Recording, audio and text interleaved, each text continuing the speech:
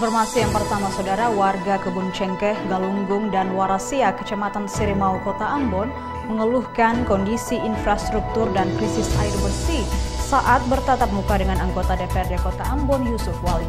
Warga berharap dari pertemuan tersebut DPRD Kota Ambon dapat memberikan solusi atau jalan keluar untuk mengatasi persoalan yang mereka hadapi saat ini.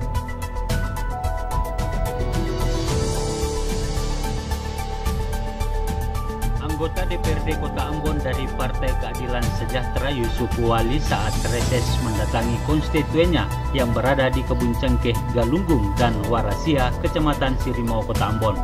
Dalam tatap muka dengan warga di 3 lokasi berbeda ditemui sejumlah persoalan terkait dengan pembangunan infrastruktur dan krisis air bersih. Masyarakat Kebun Cengkeh misalnya mengeluhkan kondisi talut di pemukiman mereka yang mengalami longsor namun belum diperbaiki oleh pemerintah dan juga tempat pemakaman umum yang sangat terbatas. Sementara warga Galunggung di RT 03 sampai 05 RW 06 meminta perhatian anggota DPRD untuk perbaikan jalan aspal di lingkungan mereka yang mengalami kerusakan cukup parah. Tak hanya itu, warga juga melaporkan kesulitan air bersih. Bahkan di daerah Galunggung ditemukan ada titik bor yang dilakukan PDAM saat gempa beberapa waktu lalu menimbulkan longsor dan saat ini pekerjaan pengeboran sudah dihentikan.